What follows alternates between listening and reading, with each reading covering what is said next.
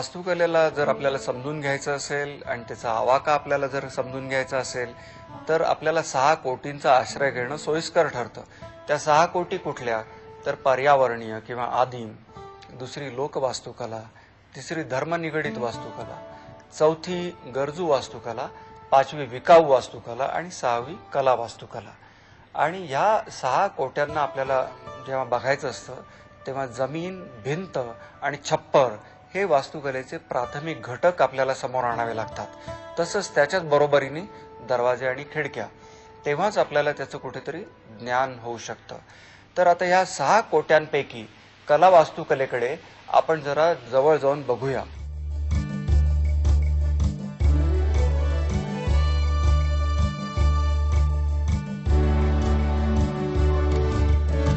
कला वास्तुकला म्हणजे काय? वास्तुकार, वास्तुशिल्पी काही आपल्या स्वतःची योजना तयार करतो, कल्पना विश्वात जातो. त्याचे संदर्भ अतिशय वेगळे असू शकतात. ते संदर्भ साहित्यातून येऊ शकतात, ते संदर्भ वास्तुकलेतून येऊ शकतात, ते संदर्भ स्थानिकतेतून येऊ शकतात किंवा ऐतिहासिकतेतून येऊ शकतात. आणि त्यातूनच वास्तूची संकल्पना ती मूळ धरू शकते. आणि संकल्पना कला वास्तुकलेत अगदी महत्वाची ठरते. आज कुठल्याही शहरात जरी आपण गेलो, जुन्या पुराण्या शहरात गेलो, तर प्रथम आपण शोधायला लागतो की इथे सगळ्यात महत्वाच्या इमारती कुठल्या, वास्तुकलेचे सुंदर नमुने इथे कुठले आहेत. तेच बघायला हजारोनी लोक येतात. आणि याचं श्रेय जातं ते कला वास्तुकलेला. मुघलांनी इथे 1300 सालापासून ते 1700 पर्यंत अनेक पद्धतीचे वास्तू नमुने आपल्याला अर्पण केले. आता औरंगाबादेतला ताजमहालवरतीच बेतलेला असा नमुना म्हणजे बीबी का मकबरा. आणि हा साधारण मध्य 17व्या शतकात बांधलेला आहे. हा ताजमहाल एवढा मार्बलमध्ये, संगमरवरात नाहीये, तर याचं प्लास्टरमध्ये बांधकाम संबंध झाले. मुख्य भूमिका बघितली आपण तर आपल्याला नजरेला येतं की अशा वास्तू नमुन्याला जी स्मारक म्हणून बांधली गेली त्याच्यामध्ये कोणी राहत नव्हतं. मुघल कला वास्तुकलेमध्ये ज्या पद्धतीने भूमिती हाताळली गेली आहे, विलक्षण चातुर्याने आणि विलक्षण मोजमापाने, या संबंध स्मारकाला आजूबाजूला आपल्याला एक मोठा बगीचा दिसतो. बगीच्याचं विभाजन जे केलेलं आहे ते चौरस, आयत आणि अष्टकोन यांचा वापर करून. त्याच्यामध्ये पाणी, झाडं या सगळ्यांच्या योजनेमुळे आपल्याला इथे एक दिवस सहज रम्यपणे काढता येतो. ज्या वेळेला भिंती बांधल्या जातात आणि त्यांची उंची वाढवली जाते त्यावेळेला नैसर्गिकपणे त्याची जाडी वाढते, ती हलकी करण्यासाठी. म्हणून एक स्ट्रक्चरल मेजर जो केला वापरला जातो त्याला म्हणतात बट्रेसेस. आणि त्याचा जो उपयोग आहे तो केवळ सपोर्ट देण्यासाठी. पूर्वीच्या काळी स्मारक जर महत्वाचे नमुने ठरले तर त्याच्यानंतर आज जे नमुने महत्वाचे ठरतायत ते वास्तू संग्रहालय आणि संस्था.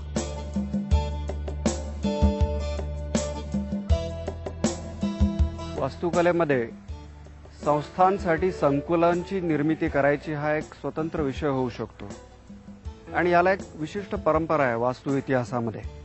इथे नॅशनल इन्शुरन्स अकॅडमीमध्ये परिसर अतिशय सुंदर पद्धतीने डिझाईन केलेला आहे विख्यात वास्तुशिल्पकार अच्युत कानविंदे यांनी. इकडे लायब्ररी आहे, तिथे रेस्टॉरंट आहे, इकडे हाऊसिंग आहे. त्यांच्यामध्ये एक विशिष्ट शिस्त आहे. त्यांना एकत्र जोडणारे जे वास्तू घटक आहेत त्यांनाही त्याचंच रूप मिळालेलं दिसतं आपल्याला इथे. कानविंद्यांच्या वास्तुशैलीचं वैशिष्ट्य म्हणजे एखाद्या संकुलातल्या अनेक वास्तूंचा परिसर निर्माण केलेला आहे.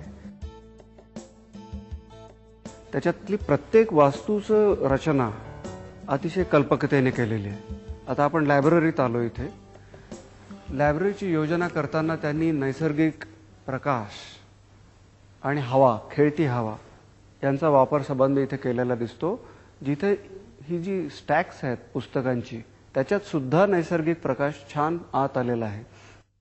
त्यामुळे प्रसन्न शांत वातावरण निर्माण करायला त्याची मदत होते. अशा पद्धतीने काही रीडिंग एरिया, काही वाचनालय, इथे अशी लायब्ररी आपल्याला केलेली दिसते. ह्या ज्या काही उपयुक्ततेच्या दृष्टिकोनातून केलेल्या रचनेतून आपल्याला बाहेरून संबंध या वास्तूला एक रूपबंध निर्माण झालेला दिसतो.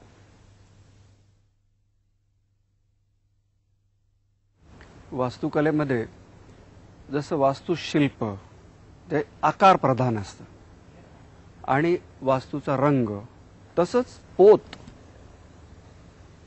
फार महत्वाचा. या ठिकाणी आपण बघतोय की याला ॲग्रिगेट फिनिश म्हणतात.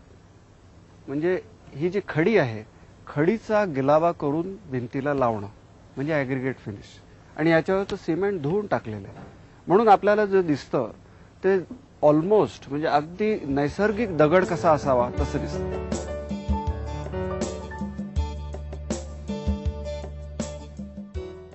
ही गोव्यातील कला अकादमी भारतातल्या सुप्रसिद्ध आर्किटेक्ट चार्ल्स कोरिया यांनी डिझाईन केलेली आहे. नदीकाठी आहे संबंध, आणि नदीकाठी आहे म्हणून या बिल्डिंगचा जो फॉर्म आहे, जो घाट आहे, तो असा पायऱ्या पायऱ्यांसारखा वरती जातो.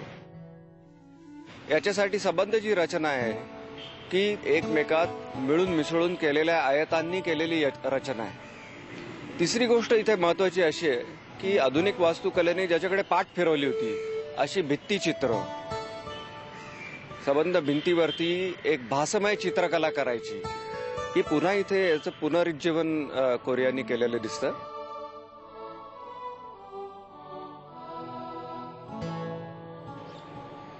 आता या संकुलात आपण 4 पद्धतीची थिएटर्स पाहतो, सगळी मोकळ्या अंगणामध्ये केलेली आहे. एक आहे ते हे अरेना थिएटर,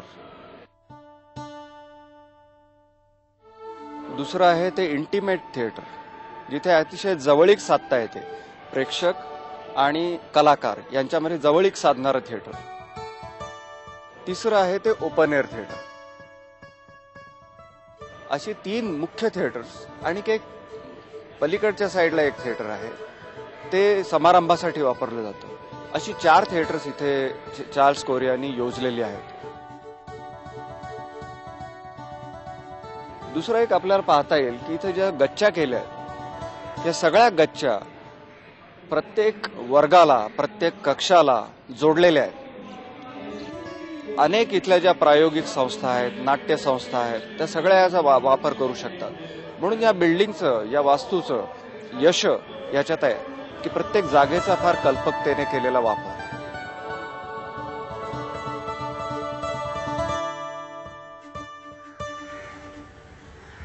हा मुंबईतला सायन्स म्युझियम, दिल्लीतले प्रख्यात आर्किटेक्ट अच्युत कानविंदे यांनी डिझाईन केलेला. एखाद्या वास्तूचा परीघ जेव्हा वाढतो, त्याचा व्याप्ती वाढते, त्यावेळेला तिथे व्हेंटिलेशन, हवा खेळती राहावी, याच्यासाठी काहीतरी योजना करणं अपरिहार्य असतं.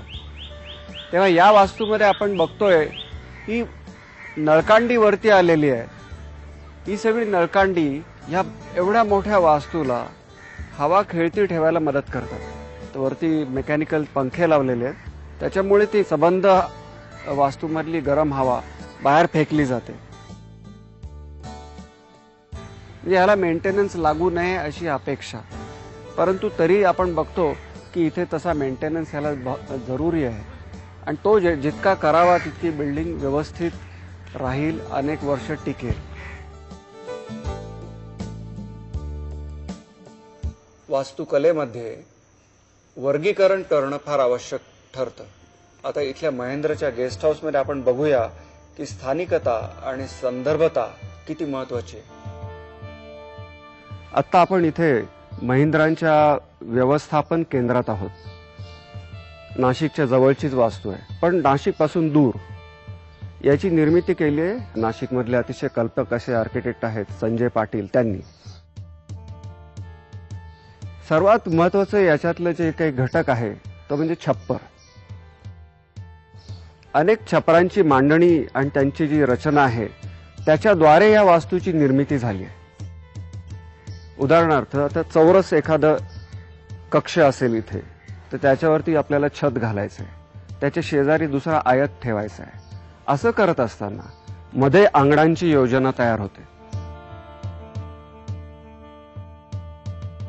आणि म्हणून तिथे आपण लँडस्केपिंग करू शकतो. तर असे पद्धतीचे विविध दालनं इथे आपल्याला योजलेली दिसतात. काही दालनं उंच आहेत, काही लहान आहेत, काही लांब आहेत आणि म्हणून ह्या छताची जी मजा ती काही विलक्षण आहे. असं करत असताना इथे त्यांनी लाकूड वापरलेलं नाही, इथे लोखंडाचा वापर आहे. माईल स्टील ज्याला आपण म्हणतो त्याचा वापर आहे.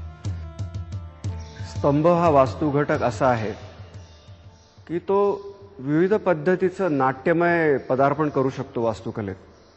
त्या स्तंभातनं सपोर्टिंग मेंबर्स बाहेर आले आणि त्याच्यावर आपण हे संबंध रूफ सपोर्ट केलेलं आहे.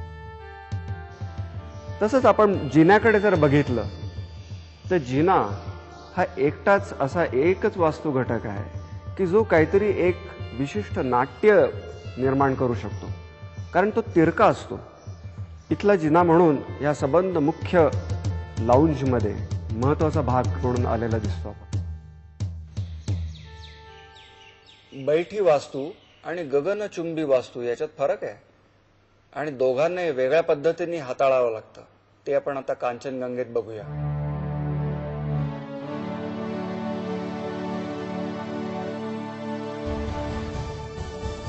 चार्ल्स कोरियांनी ही इमारत करत असताना 2-3 प्रश्न हाताळले.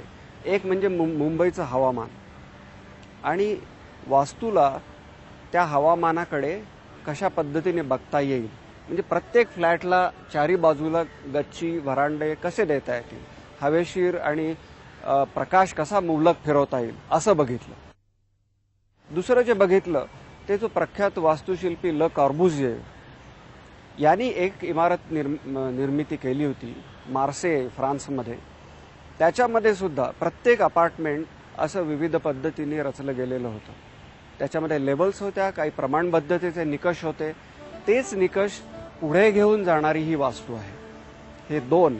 आणि तिसरं, सबंध बाजूनी एखादा पदर कसा आपल्याला व्हरांड्याचा फिरवता येईल आणि त्याच्यात वैविध्य कसं आणता येईल, असे 3 मुद्दे ह्या इमारतीमध्ये चार्ल्स कोरियांनी इतक्या सुंदर पद्धतीने हाताळले आहेत की या वास्तूचं सौंदर्य फार महत्त्वाचं आहे. आणि मुंबईच्या संबंध ह्या नागरी वातावरणात त्याचं वैशिष्ट्य, त्याची उत्तुंगता वेगळ्या पद्धतीने आपल्याला नजरेस येते.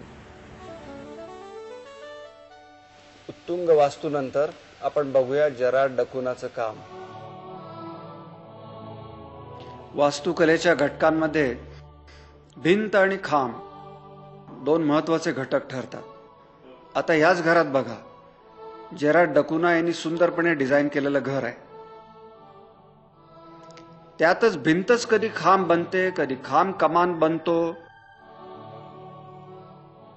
तिरकी भिंत सुद्धा छताला छान पेलू शकते आणि त्यातूनच वास्तुशिल्प काहीतरी नव्या पद्धतीने आकार घेऊ शकतं.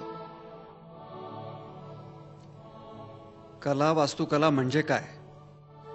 वास्तुकला म्हणजे फक्त गरजेची कला नव्हे किंवा उपयुक्ततावादी कला नव्हे, तर वास्तुकलेत स्वतःचे निकष असतात.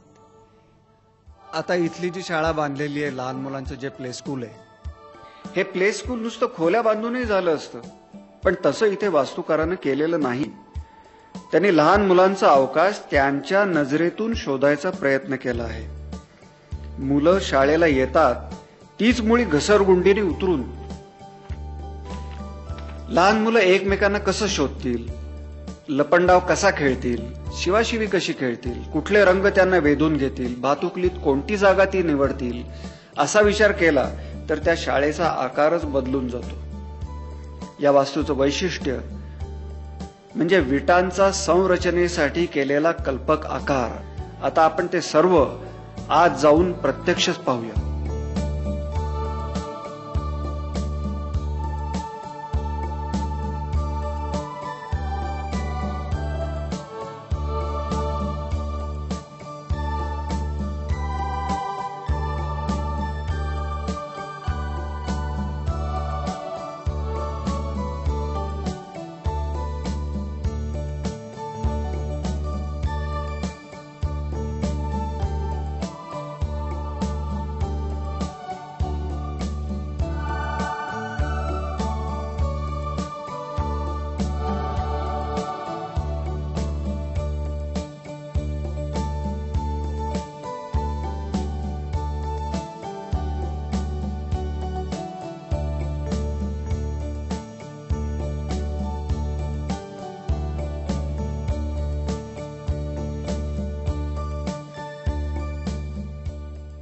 आता पुण्यामधलं CDSAचं संकुल बघूया आणि गिरीश दोशी यांनी केलेलं एक घर बघूया. वास्तुकला आणि निसर्ग यांचं घनिष्ठ नातं आहे आणि ते घनिष्ठ नातं विविध पद्धतीने व्यक्त होत असतं. एक तर म्हणजे ज्या पद्धतीने जमिनीचा आकार आहे त्या पद्धतीने वास्तुरचना करावी लागते. म्हणजे उदाहरणार्थ या इथे जर आपण बघितलं, हा जो CDSAचा पुण्यातला कॅम्पस आहे, क्रिस्तोफर बेनिंजर या आर्किटेक्टने डिझाईन केलेला, त्याच्यात आपल्याला असं नजरेला येतं की जमिनीच्या मध्ये इमारत आणि जमीन यांचा सम्यक आणि एकसारखा असा विचार झालेला आपल्याला दिसतो. इथली दुसरी महत्वाची गोष्ट म्हणजे आधुनिक वास्तुकलेमधून एक जो निकष पुढे आला तो म्हणजे बांधकाम साहित्याशी प्रामाणिकता. म्हणजे काय, तर कॉन्क्रीट वापरायचं तर ते त्याच्या उघड्या नागड्या स्वरूपात वापरायचं, त्याला गिलावा करायचा नाही. दगड वापरायचा तर त्या दगडाचं ओबडधोबड स्वरूप स्पष्टपणे सुंदरपणे समोर आणायचं. त्याचबरोबर काय दिसतं, तर इथे स्थानिक संदर्भता, इथल्या खेड्यातली जुनी घरं त्यांना सगळ्यांना कौलारू छप्पर आहे, म्हणून इथल्या संबंध संकुलात आपल्याला दिसतं ते कौलारू छप्पर. आणि तिसरी गोष्ट म्हणजे जमिनीचं जे नैसर्गिक स्वरूप आहे ती इथे योग्यतेने चपखलतेने वापरलीत. कुठे त्याचं अंगण तयार झालंय, कुठे त्याचं कुंड तयार झालंय, कुठे त्याच्या पायऱ्या तयार झाल्या, कुठे त्याच्यातच आपण बगीचा तयार केलेला आहे. त्याच्यामुळे निसर्ग आणि वास्तुकला दोन्ही एकमेकात गुंतून एक घनिष्ठ नातं समोर मांडलेलं आहे. आता पुण्यामधलं गिरीश दोशी यांनी केलेलं एक घर बघूया. हे आर्किटेक्ट गिरीश दोशी यांनी डिझाईन केलेलं धीरेन कुराणा यांचं घर पुण्यामधलं. आता आर्किटेक्ट गिरीश दोशी यांच्या कामाचं वैशिष्ट्य काय असं बघायला लागलो आपण, तर ते प्रमाणबद्धतेचा विशिष्ट पद्धतीने वापर करताना दिसतात, ज्याला आपण इंग्लिशमध्ये मॉड्यूल असं म्हणतो. तर त्यामध्ये त्यांनी अशा पद्धतीने ते लवचिक केलेत की त्यांना उंच जाताना विशिष्ट पद्धतीने पातळ्या गाठता येतात आणि आडवं करत असताना त्याच्यात सुद्धा अनेक पद्धतीचं त्यांनी स्थित्यंतर केलेलं दिसतं. हे करत असताना तर त्याच्यामध्ये त्यांनी ओपन स्पेसेस आणल्यात, अंगण आणलेले, अशी 2 अंगणं या घरामध्ये आहेत. त्यातलं हे एक अंगण की ज्याच्यामध्ये त्यांनी एका कारंज्याचा वापर सुद्धा केलेला आहे. तर अंतरांगण आणि बाह्यांगण आणि घर या तिन्ही गोष्टी एकमेकांपासून दूरच्या नाही. इथली घराचं जर कंपाऊंडची भिंत उघडली तर रस्ता आत येतो, छत उघडलं तर आकाश आत येतं. जसं हवा आणि पाऊस दोन्हीची मजा आपण चाखली पाहिजे, आकाशाकडे बघता यायला पाहिजे, तसं जर आपण वरती गेलो तर बेडरूम मध्ये पलंगाच्या वरती चक्क आकाश आपल्याला दिसतं. तर प्रमाणबद्धता, अवकाशाचं लवचिक रूप आणि आंतरबाह्य अशी अंगणं एकमेकात कशी सुंदर गुंतवायची ही गिरीश दोशींच्या कामाची खूबी आहे असं म्हणायला पाहिजे. आता आपण नमुना बघूया की वास्तुकाराचं स्वतःचं घर आणि त्याचा स्वतःचा स्टुडिओ, म्हणजे माझा स्वतःचा स्टुडिओ आणि माझं घर मीच केलेलं.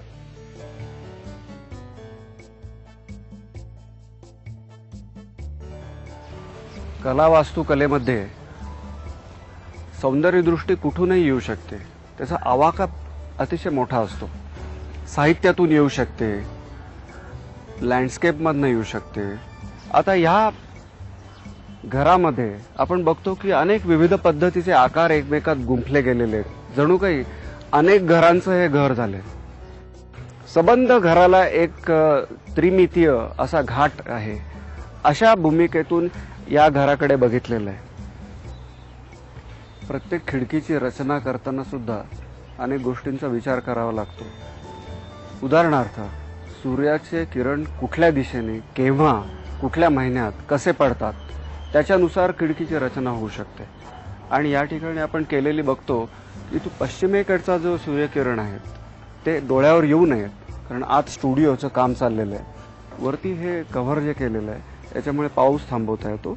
परंतु सूर्याच्या किरणाची एक्झॅक्ट आपल्याला जर लोकेशन माहिती नसेल तर मग त्याचं डिझाईन, त्याची रचना व्यवस्थित होऊ शकत नाही. इथे आपण बघतोय की एक खिडकी आहे आणि ह्याला एक चौकट देण्यात आली आणि ह्या दोन चौकटी एकमेकात गुंफण्याची एक विशिष्ट पद्धत इथे केलेली दिसते. त्याच्यामध्ये काही अंतर ठेवलेलं आहे. अवकाश निर्मिती हा वास्तुकलेचा प्रमुख विषय आहे. इथे आपण असं बघतोय की विविध आकार, विविध पृष्ठभाग भिंतीचे आणि रोशनदान किंवा झरोखे यांच्यातून ज्या पद्धतीने प्रकाश योजना केलेली आहे त्यातून विविध पृष्ठभाग खुलून उठत आहेत.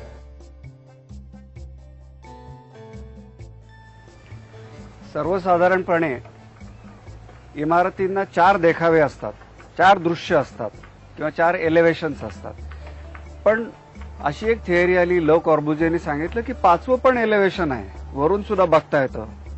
रूफस्केप ज्याला म्हणता येईल की छपरावर काय घडतंय.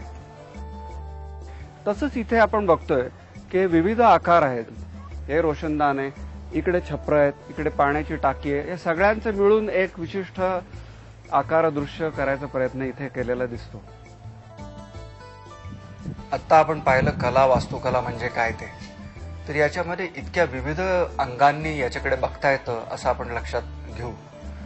उंच इमारत असेल तर त्याला उत्तुंगपणा कसा आणायचा हे आपण बघितलं.